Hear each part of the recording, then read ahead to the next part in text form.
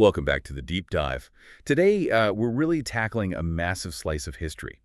We are looking at a period that essentially took the map of Europe, tore it into tiny pieces, and then just taped it back together in a completely different shape. It really is a complete reinvention of the continent. We're covering the era from roughly 1450 to 1648. Right, and for anyone prepping for the AP exam, you know this is a huge chunk of the test. It's something like 10 to 15%. Easily. But beyond the grades, our mission today is to dig into the sources and really show how this is the story of how the modern world actually began. It is. We start in 1450, right in the middle of the Renaissance context, with the invention of the printing press acting as this massive backdrop. And we end in 1648. With the Peace of Westphalia, Uh-huh. which is just one of those dates you have to burn into your brain. Absolutely. Because it marks the end of the 30 Years' War, but more importantly, as the sources point out, it marks the death of the medieval idea of universal Christendom, this idea of a Europe united under one single church. And it's the birth of the modern sovereign state system. Exactly. So we're going from a world where the Pope is kind of the ultimate CEO of Europe to a world where kings and queens are finally saying, my borders, my rules. That's the trajectory. But to get from point A to point B, Europe had to go through a crisis of faith that ultimately turned into a massive crisis of politics. Yeah, let's start with that crisis of faith. Because in the early 1500s, the Catholic Church is basically the only game in town in Western Europe. But looking at the historical documents, it sounds like the foundation was getting a little, well, shaky. Shaky is a very polite way to put it. There was what many historians refer to as a deep rot in the institution. You had the legacy of the Avignon papacy and the Great Schism from the previous centuries. Where you had rival popes literally fighting for power. Right, which severely damaged the church's reputation. But for the average person walking the streets, the corruption was much more in your face. It was systemic. What does that actually look like on the ground for, everyday people? Well, it looked like simony, for one. Simony. I've seen the term in the text, but break that down for us. What is it? It's the selling of church offices. Imagine you're a wealthy noble and you want your second son to be a bishop because, well, it comes with land and power and revenue. Right. You don't care if he's spiritual. You don't care if he's even read the Bible. You just pay the church a massive fee and boom, he's a bishop. So it's basically a corporate buyout of a spiritual job. Exactly. And then you had pluralism, where one guy would hold multiple offices just to collect multiple paychecks, but he'd never actually visit the towns he was supposed to be spiritually leading. That's wild. Mm. But the thing that really seems to be the tipping point, the spark that set the whole world on fire, was indulgences. Oh, this is the big one. Yeah. So the church had this doctrine of purgatory. It was taught as a place where your soul goes to be purified of sin before you can enter heaven. It's not hell, but it's very unpleasant, and you could be stuck there for thousands of years. And the church claimed they could control that time. They claimed they had access to a treasury of merit. Basically, this infinite bank account of good grace left over by Jesus and the saints. And under Pope Leo X, who desperately needed money to build the massive St. Peter's Basilica in Rome, they decided to sell access to that treasury. So I could walk up, pay a few gold coins, and get a literal piece of paper that says, Grandma gets out of purgatory 500 years early. That is literally what the documents show was happening. There was a Dominican friar named Johann Tetzel who went around Germany with an actual marketing slogan, "As soon as the coin in the coffer rings, the soul from purgatory springs." Wow, that is incredibly transactional. And this is where Martin Luther steps into the picture. Enter Martin Luther. He's an Augustinian monk, a professor of theology, and he is deeply personally tormented by his own sense of sin. He's looking at this guy, Tetzel, selling forgiveness like it's a carnival barker selling snake oil, and he just snaps. So in 1517, he writes the 95 Theses. He does, and tradition says he nailed them to the church door in Wittenberg. He was originally just inviting other scholars to an academic debate.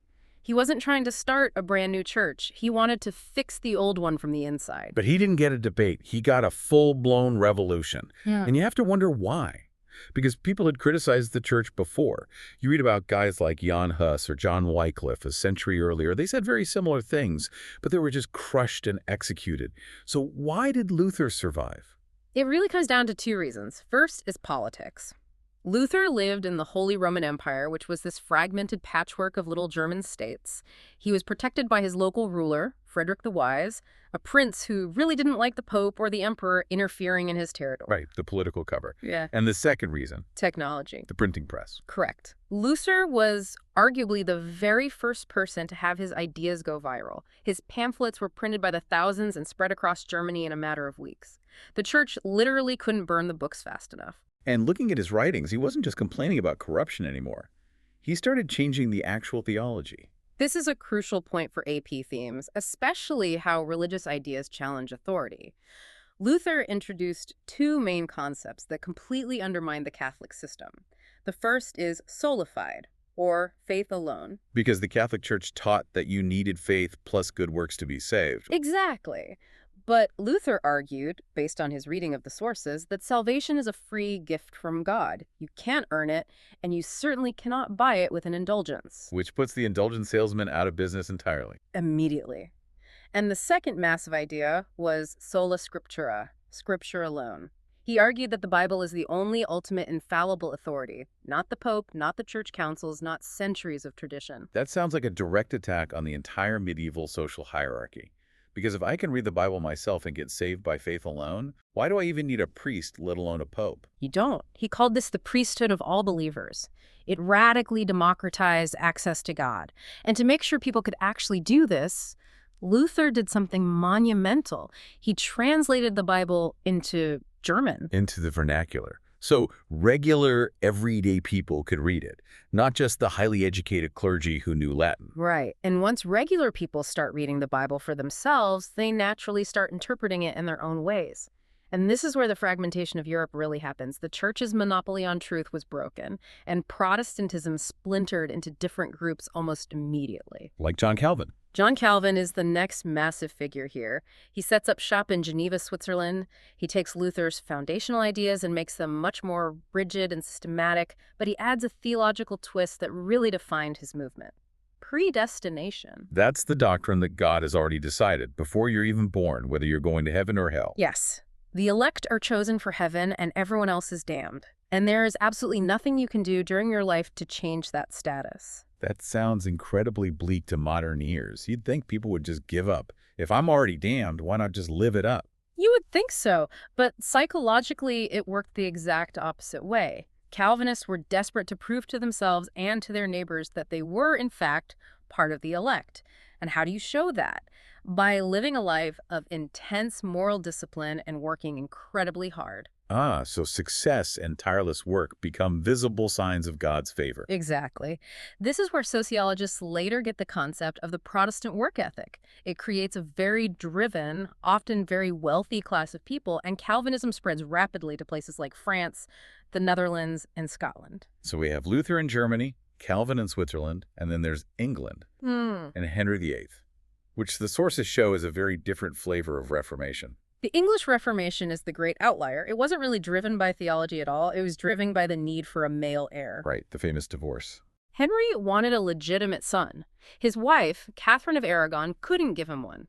He asked the Pope for an annulment, but the Pope was effectively a political prisoner of Catherine's nephew, Charles V, the Holy Roman Emperor. So the Pope says no. And Henry just says, fine, I'm taking my country and going home. I'm the head of the church in England now. It's the ultimate political power move. But did the actual religion change for the average English person? Not really, not under Henry. He actually hated Luther. He kept the Church of England very Catholic in its style, the rituals, the hierarchy, just with himself at the top instead of the Pope. The real theological shifts in England didn't happen until after he died. Now, on the complete opposite end of the spectrum from these state-sponsored churches, you have the radical groups, the Anabaptists. The documents show everyone absolutely hated them. Why were they considered such a threat? Because they took sola scriptura literally to its logical extremes. They read the New Testament and said, we don't see any babies being baptized here. Jesus was baptized as an adult. So they started rebaptizing adults. But politically, the dangerous part was they believed in a total separation of church and state. Which to us today sounds completely normal. But back then, it was viewed as pure anarchy. They refused to swear oaths to secular princes or serve in state armies. Because of that, both Catholics and mainstream Protestants hunted them down. They were often executed by drowning, which was a cruel mockery of their baptism beliefs. It was a brutal time. So the map is getting carved up fast. You've got Lutherans, Calvinists, Anglicans, Anabaptists, and the Catholics fighting to hold on to the South. And as we transition into the second major topic of this unit, we see this isn't just a theological debate anymore. It turns into actual bloody warfare. It does. We move into the era of the religious wars. And there is a massive shift you need to watch for here, especially for the AP exam. We go from people fighting because they truly deeply believe the other side is heretical and going to hell, to leaders pragmatically using religion as an excuse for state power. Let's look at France first. The French Wars of Religion. France was a powder keg. It was officially a Catholic kingdom, but you had a rapidly growing minority of Calvinists called Huguenots. And these weren't just commoners. Nearly half of the French nobility became Huguenots as a way to push back against the Catholic king's centralization of power. So it's a political power struggle between noble families just using religion as the team jersey they wear. Precisely. And it culminates in one of the darkest events of the century, the St. Bartholomew's Day massacre in 1572. This is the royal wedding, right? It was supposed to be a wedding to unite the country, a Catholic princess marrying a major Protestant leader, Henry of Navarre. Instead, the Catholic Queen Mother, Catherine de' Medici, orchestrated a preemptive slaughter. Thousands of Huguenots who came to Paris for the wedding were dragged out of their beds and murdered in the streets. But the groom who survived, Henry of Navarre, he ends up winning the long game. He becomes King Henry IV, and he does something really surprising. He realizes he simply cannot rule a deeply divided majority Catholic country as a Protestant, so he converts to Catholicism. He famously supposedly said, "Paris is well worth a mass." That's incredibly cynical. I'll change my eternal soul's religion if I get to wear the crown. It is cynical, but historically, it's pragmatic. Historians classify rulers like him as politics. He cared more about political stability in the state than religious purity. In 1598, he issues the Edict of Nantes, which basically said, okay, France is Catholic, but Huguenots, you have the right to worship in your own designated towns and fortify them. Just don't cause a civil war. Tolerance for the sake of peace. Now, while France is sorting itself out, we have this situation with the Dutch. I feel like the Dutch revolt against Spain is often overlooked, but it's massive. It's a huge turning point. You have Philip II of Spain, who is the most powerful, fanatically Catholic monarch in the world at this time. He controls the Netherlands, but the Dutch are becoming heavily Calvinist, and they are fiercely independent and obsessed with their trade economy. And Philip tries to crush them militarily. He sends the Duke of Alba to set up a specialized court, the Council of Troubles, which the Dutch called the Council of Blood, just to execute Protestant heretics. But the Dutch, led by William of Orange, fight back relentlessly. They actually break their own dikes and intentionally flood their farmlands just to stop the Spanish armies from advancing. And this conflict spills over into England, doesn't it? Because Queen Elizabeth I starts secretly and then openly funding the Dutch. She does, and Philip II finally decides he's had enough of English interference in Protestantism. So in 1588, he launches the Spanish Armada. It was the greatest fleet ever assembled, sent to invade England, overthrow Elizabeth, and force the country back to Catholicism. This is the moment where Spain is perceived as completely invincible. But they weren't. Oh. The English ships were smaller, more maneuverable, and they used fire ships to break the Spanish formation. And then a massive storm, which the English called the Protestant wind, wrecked the retreating Spanish fleet. It shattered the myth of Spanish invincibility and really signaled that England was rising as a major naval power. So we've seen civil wars in France, a massive revolt in the Netherlands, naval battles in the English Channel.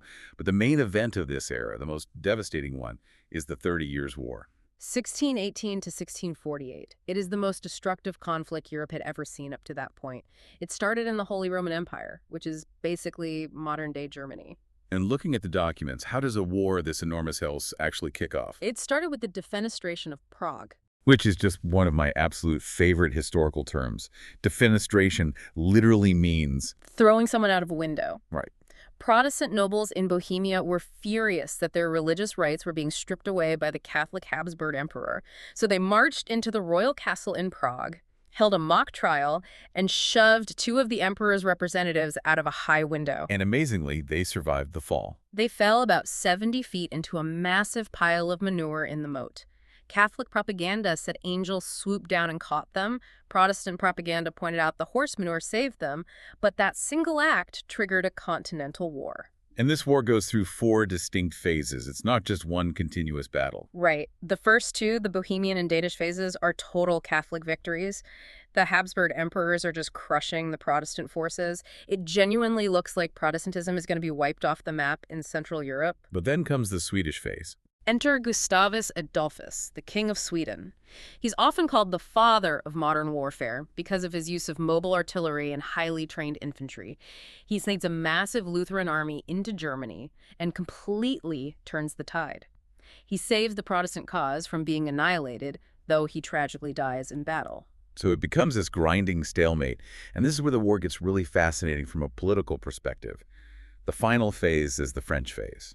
This is the moment the religious mask completely comes off. France is a heavily Catholic country. It is essentially being run by a Catholic cardinal, Cardinal Richelieu, acting for the king. But France officially enters the war on the side of the Protestants. Wait, a Catholic cardinal takes state funds to pay Protestant armies to kill other Catholics. Why? Because of the geopolitical threat of the Habsburgs. Spain and the Holy Roman Empire were both run by the Habsburg family, meaning France was surrounded by them on multiple borders. Richelieu didn't care about theology on the battlefield anymore. He cared about raison d'etat, reason of state. He wanted to break Habsburg power to ensure France became the dominant nation in Europe. So by 1635, it's not a religious war at all. It's a purely political dynastic war. Exactly. And it just drags on and on until both sides are completely exhausted. The German lands were utterly devastated.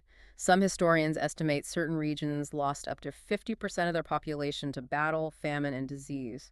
There are accounts of wolves roaming through empty, burned-out villages. And finally, mercifully, in 1648, they signed the Peace of Westphalia.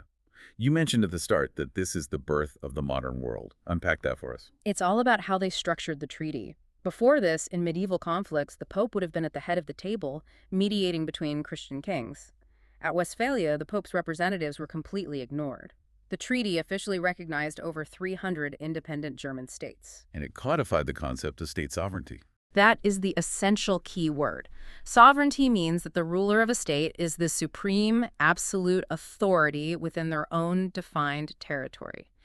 If a German prince wanted his state to be Calvinist, which was finally legally recognized, it was Calvinist. If he wanted to be Catholic, it was Catholic. And the emperor or the pope had no legal right to send an army across the border to change his mind. So the map of Europe is finally set.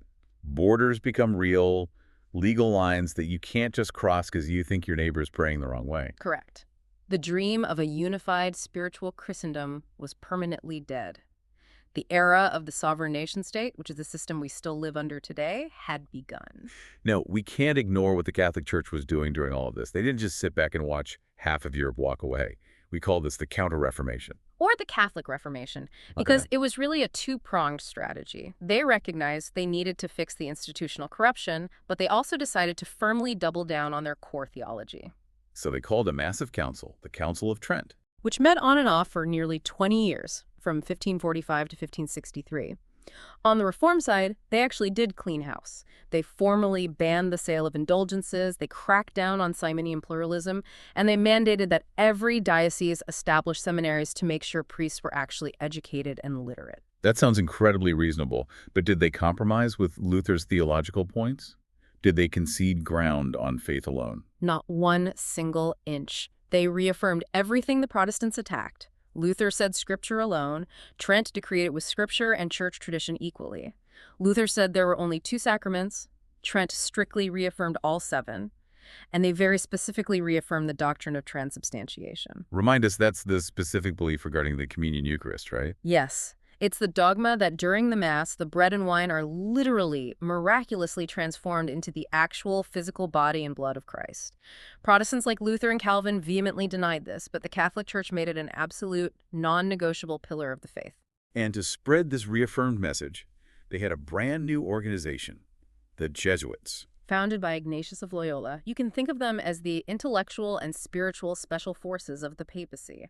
They were highly educated, fiercely loyal, and they opened elite schools all over Europe. They were incredibly effective global missionaries traveling to the Americas, to Asia, and they actually managed to intellectually win back huge parts of southern Germany and Poland to Catholicism. We should also mention the Ursulines. right, for women's religious roles. Yes, the Ursuline order focused specifically on educating girls and young women, which was a major institutional shift. And you had figures like St. Teresa of Avila driving a huge revival of Catholic mysticism and personal spiritual renewal. So the Jesuits and the New Orders were the carrot, but there was also a heavy stick involved in the Counter-Reformation. The Roman Inquisition, they systematically rooted out heresy, mostly concentrating in Italy and Spain. And the church published the Index of Prohibited Books. Which was exactly what it sounds like. Right, a comprehensive list of texts that Catholics were strictly forbidden to read under threat of excommunication. It included Luther, Calvin, Erasmus, and eventually scientists like Galileo. Okay, so we've covered the shifting theology, the massive wars, the political treaties, but I want to zoom in on daily life, because the AP exam loves social history. If I'm a regular peasant living in a village in 1600, has my life actually improved from all this? In many ways, your life is heavily more regulated. As the church's universal power fractured, secular state government stepped in to rigidly regulate public morality and behavior. Both Protestant and Catholic city councils started cracking down on traditional peasant culture. They banned carnival celebrations, they closed down brothels, and they heavily utilized public shaming rituals, like the stocks or the charivari, to enforce social norms. Then what about the woman question? Did the Reformation do anything to help women's standing in society? It's very complicated. Protestant leaders like Luther and Calvin highly praised the role of the wife and mother, framing marriage as a holy, dignified calling. But by systematically closing the convents and monasteries in Protestant territories, they actually eliminated one of the only avenues women had to be independent. Right, because if you were a nun in the Middle Ages, you could be highly educated, you could run an abbey, and you didn't have to submit to a husband's authority. Exactly. That alternative career path completely disappeared for Protestant women. You were expected to be a subservient wife, or you were a social outcast. And this deep societal anxiety about women, combined with religious fear, directly contributed to one of the darkest phenomena of the era, the witchcraft craze. This was a massive scale of violence, wasn't it? We're talking tens of thousands of executions. Historians estimate between 40,000 and 60,000 people were executed for witchcraft between 1580 and 1650, and the vast, vast majority were older, single, or widowed women. Why did it spike exactly then? Right in the middle of all this religious and political change. It was a perfect storm of misery. You had the utter devastation of the religious wars, severe economic famines, and a deep, terrifying insecurity about spiritual enemies hiding in your community. People were desperate for scapegoats.